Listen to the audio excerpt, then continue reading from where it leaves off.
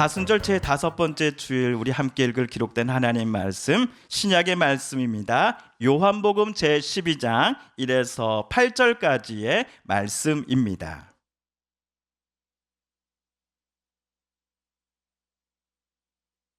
신약의 말씀 신약 167쪽경에 있는 요한복음 제 12장 1에서 8절까지의 말씀 오늘 우리 함께 읽고 묵상합니다. 6월절 엿새 전에 예수께서 베다니에 이르시니 이곳은 예수께서 죽은 자 가운데서 살리신 나사로가 있는 곳이라. 거기서 예수를 위하여 잔치할새 마르다는 일을 하고 나사로는 예수와 함께 앉은 자 중에 있더라. 마리아는 지극히 비싼 향유 곧 순전한 나드 한 근을 가져다가 예수의 발에 붓고 자기 머리털로 그의 발을 닦으니 향유 냄새가 집에 가득하더라. 제자 중 하나로서 예수를 잡아줄 가룟 유다가 말하되 이 향유를 어찌하여 300데나리온에 팔아 가난한 자들에게 주지 아니하였느냐 하니 이렇게 말함은 가난한 자들을 생각함이 아니요 그는 도둑이라 돈꾀를 맞고 거기 넣는 것을 훔쳐감이러라. 예수께서 이르시되 그를 가만두어 나의 장례할 나를 위하여 그것을 간직하게 하라. 가난한 자들은 항상 너희와 함께 있거니와 나는 항상 있지 아니하리라 하시니라. 아멘.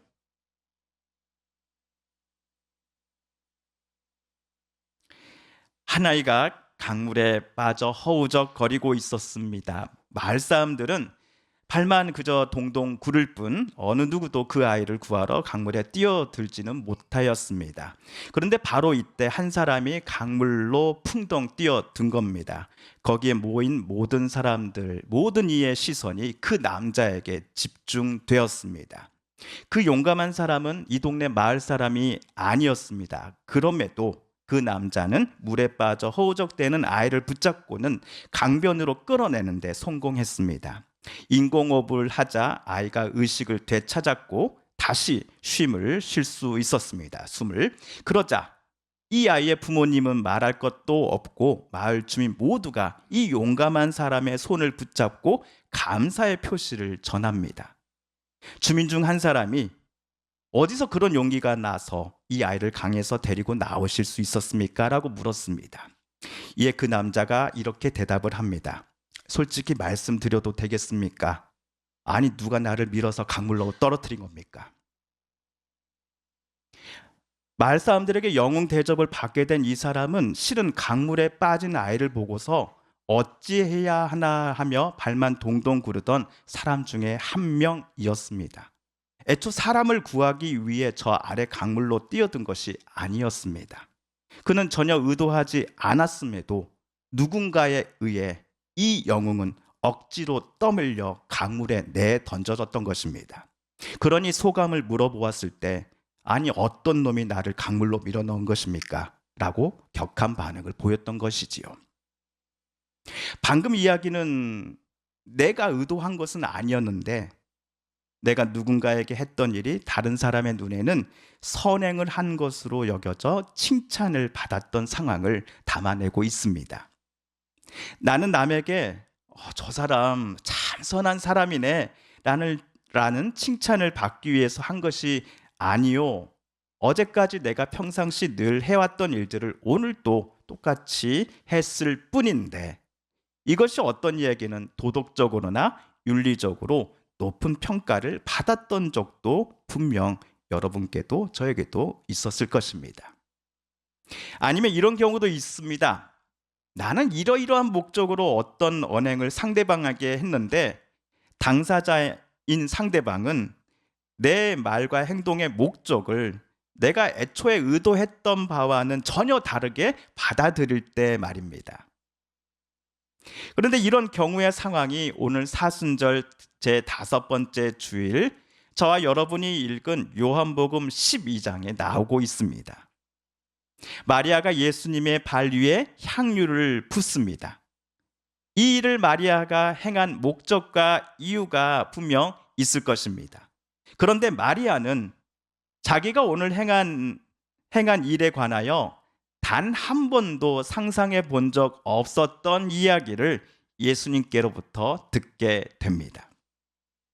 그렇다면 마리아가 듣고서 깜짝 놀랐던 예수님의 말씀이 도대체 무엇이었을까요?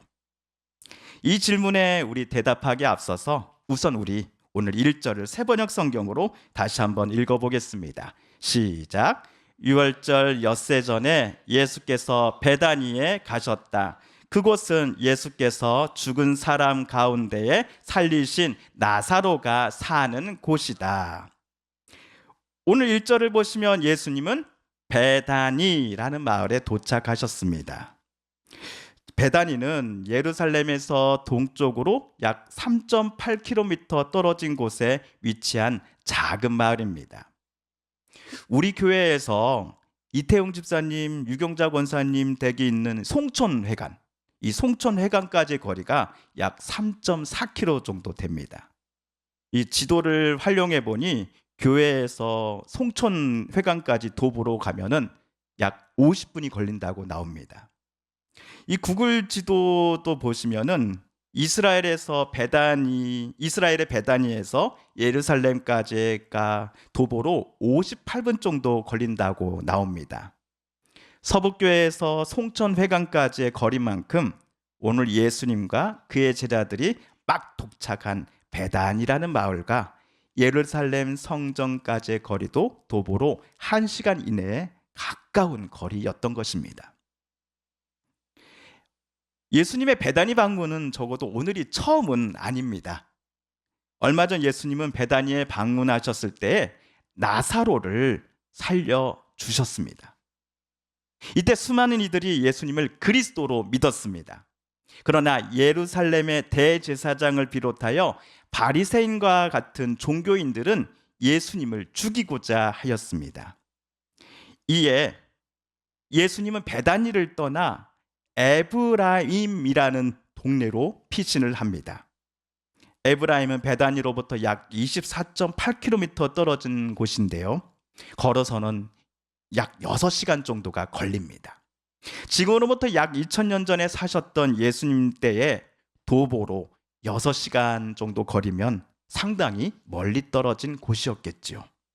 예수님의 목숨을 노리고 있는 이들로부터 피신을 하기에 에브라임은 매우 적절한 장소였을 것입니다. 그러다가 유월절이라고 하는 이스라엘 3대 명절 중 하나가 다가오니 예수님의 목숨을 노리던 바리새인과 대제사장들은 예수님께 전처럼 집중할 수가 없었습니다. 왜냐?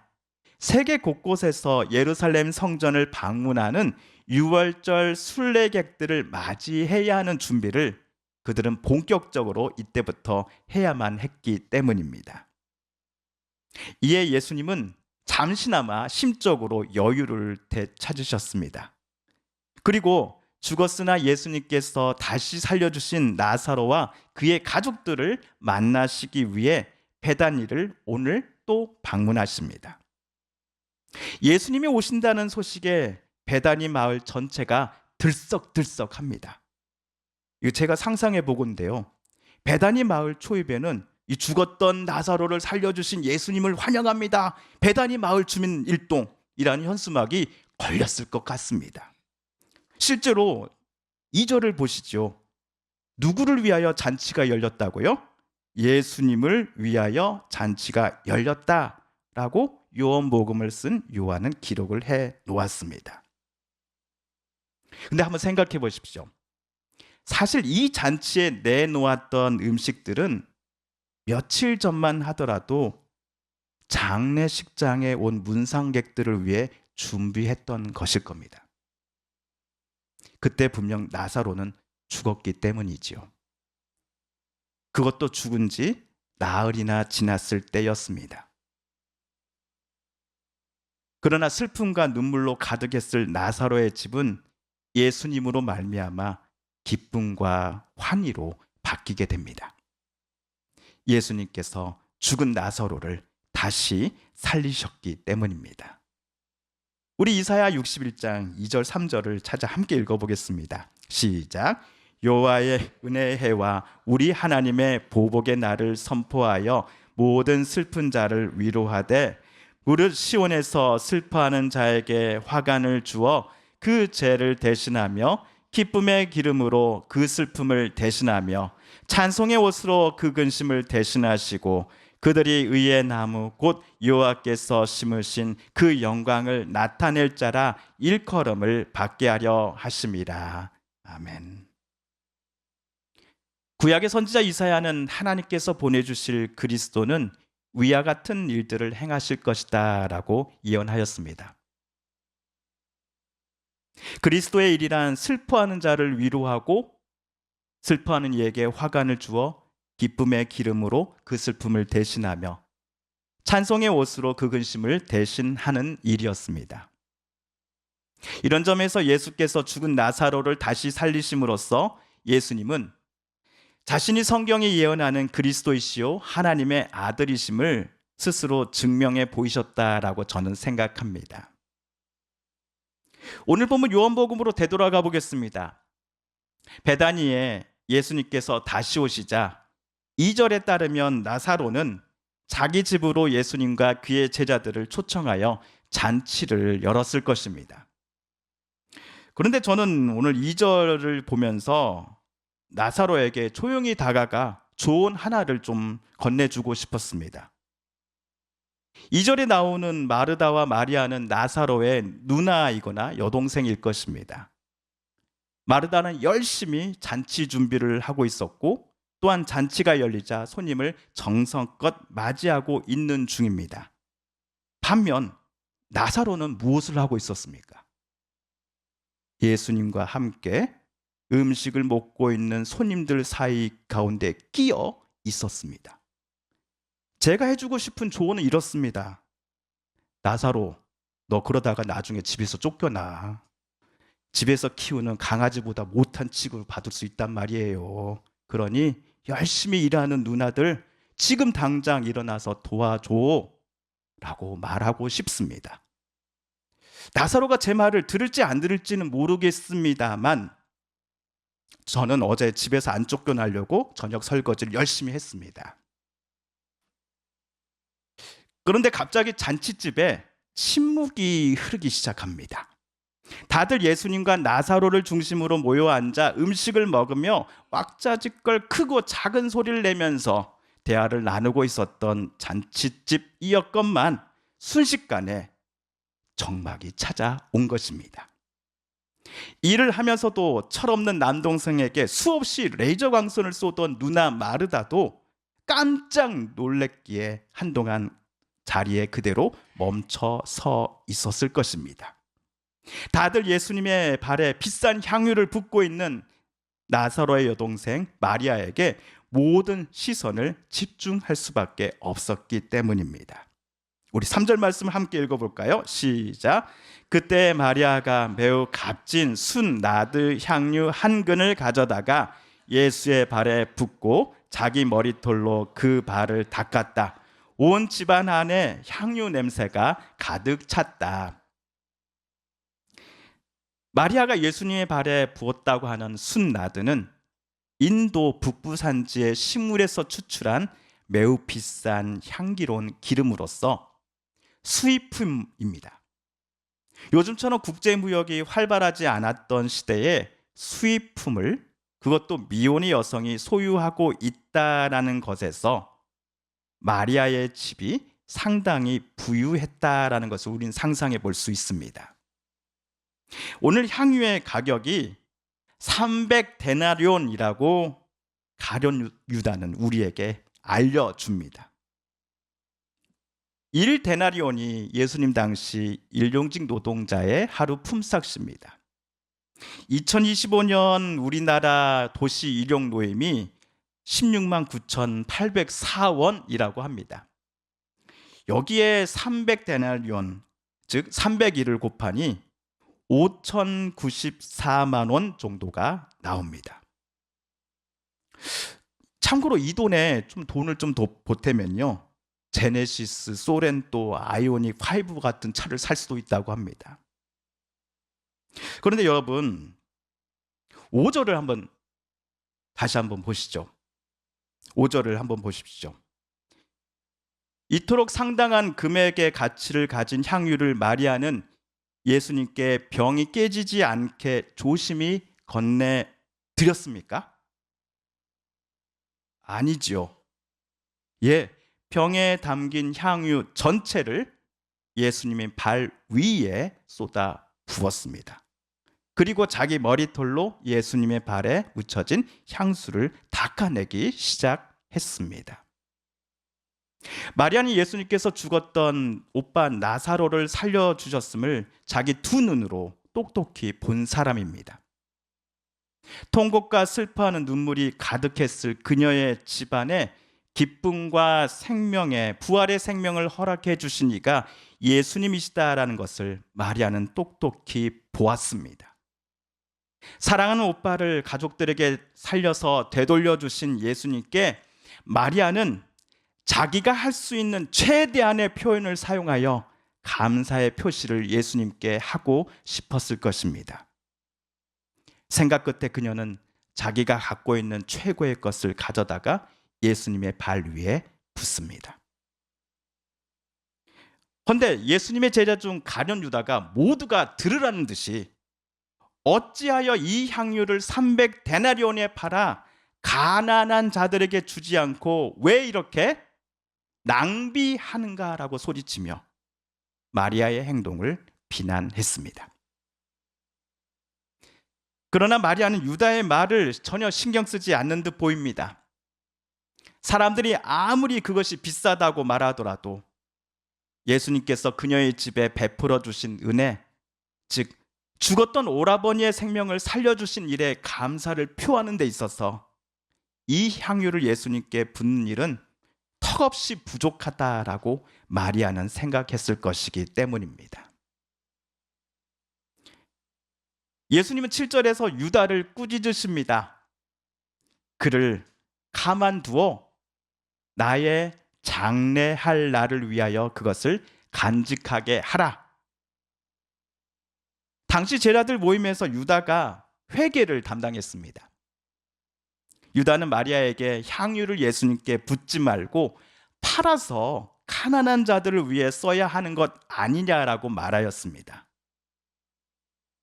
만약 마리아가 향유병을 예수님께 조심히 갖다 바쳤다면 유다는 그것을 남몰래 팔아 자기 주머니에 넣었을 것입니다.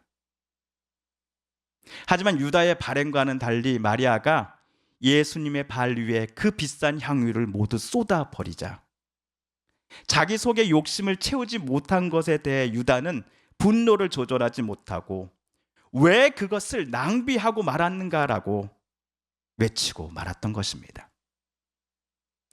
유다의 이 모든 것을 예수님은 이미 너무나 잘 알고 계셨습니다.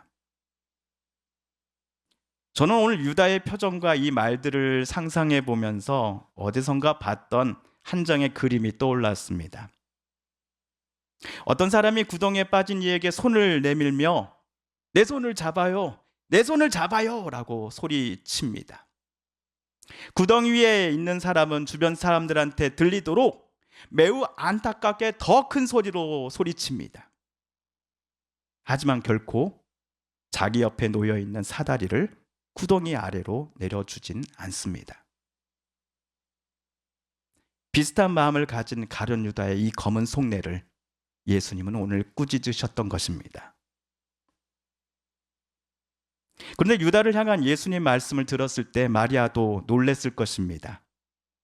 나는 분명 예수님께 내 오라버니를 살려주신 것에 감사를 표하는 마음으로 향유를 부었는데 예수님은 마리아가 향유를 부은 이유가 내 장례 날을 준비하기 위함 때문이다라고 방금 말씀하셨기 때문입니다. 마리아로서는 예수님의 말씀에 적잖이 당황스러웠을 것입니다. 자신이 전혀 의도하지 않았는데 혹시나 예수님께 큰 신뢰를 범한 것이 아닐까 하고 마리아는 순간 당황하며 자신이 한 오늘 행동을 후회했을지도 모릅니다. 그러나 분명한 것은 마리아를 예수님께서 비난하지 않으셨다라는 점입니다. 오히려 마리아를 예수님은 칭찬하셨다라고 저는 생각합니다. 예수님께서 오늘로부터 일주일 후 예루살렘 갈보리에 세워진 이 십자가에 달려 돌아가신 당일날 금요일 저녁, 니고데모가 몰약과 침량 섞은 것을 가져다가 그분의 시신에 부을 것입니다. 그렇다면 마리아가 오늘 예수님의 발 위에 향유를 부었던 일은 앞으로 일주일 후에 십자가에 달려 죽으실 예수님을 향한 경외심과 존경, 그리고 안타깝고 참으로 그 슬픈 마음을 일주일 미리 앞당겨 마리아가 예수님께 표현한 것으로서 주님은 여기셨던 것이지요. 물론 그녀가 이것을 의도하지는 않았습니다. 그럼에도 확실한 것은 예수님을 마리아가 주요 그리스도로 신뢰했으며 믿고 주님을 경외했다라는 사실입니다.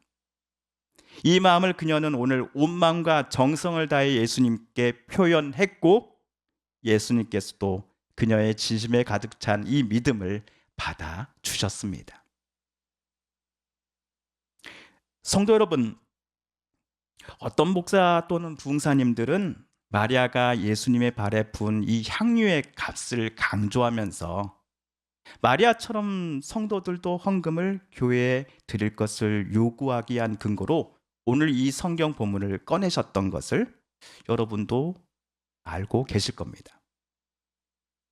또한 제가 며칠 전 만난 어떤 분은 자기네 교회 주보에는 헌금하신 분 표에 이름이 가나다 순이 아니라 그 주에 헌금을 많이 낸 순으로 나와 있다라고 제게 하소연을 하시더라고요.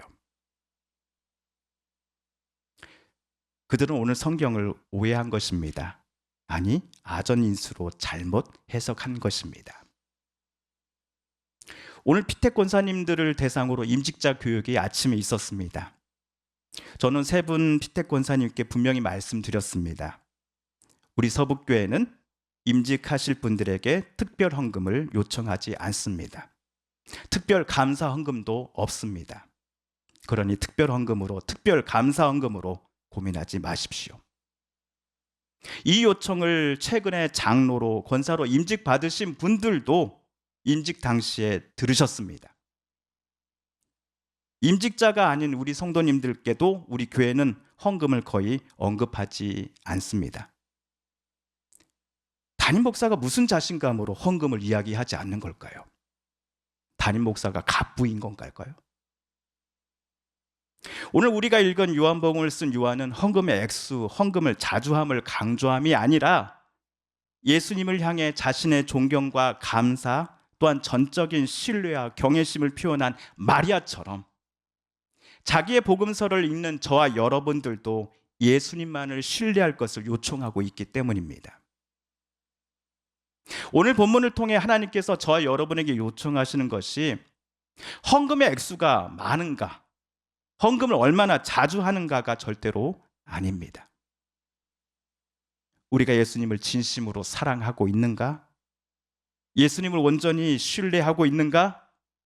저와 여러분의 죄를 대신 짊어지시기 위해 유월절에 어린 양이 되어 죽으신 예수님이 그 걸어가신 길을 당신도 저와 여러분도 묵묵히 걸어가겠는가? 라고 하나님은 오늘 본문을 묵상하는 저와 여러분에게 묻고 계신다라고 저는 생각합니다. 참으로 보잘것없지만 그래도 내가 주님을 사랑하며 했던 작은 일들이 예수님께서 보실 때 참으로 귀한 것이다 라고 생각하시며 우리에게 참 고맙다라고 말씀해 주실 것 같습니다. 콩 한 쪽도 나눈다는 심정으로 내가 가진 것들을 나보다 더 어려운 이들에게, 이웃들에게, 친구들에게 나누었는데 그 일이 바로 예수님께 행한 것이었다라고 주님은 우리를 칭찬해 주실 것입니다. 그러므로 사랑하는 성도 여러분, 십자가에 달리신 예수님을 바라보십시오. 십자가를 통해 보여주신 하나님 아버지의 사랑과 은혜를 깊이 생각해 보십시오. 오늘 또 우리로 하여금 하나님의 사랑과 예수님의 섬김과 헌신을 늘 깨닫게 해주시는 성령님의 음성에 귀 기울여 보십시오. 그리하여 우리의 말과 행동, 생각을 통해 우리는 정말 예수님을 사랑하고 주님을 닮아가는 사람이 되겠습니다 라고 다짐해보는 오늘 사순절 제5번째 주일 아침, 우리 모두가 되기를 소망해 봅니다. 함께 기도하겠습니다. TV CF, 라디오 CM, 선거 홍보 영상, 기업 홍보 및 기록 영화를 전문으로 기획, 촬영하여 제작하는 산여울 기획은 1등 제품을 2등 가격으로 공급합니다. 산여울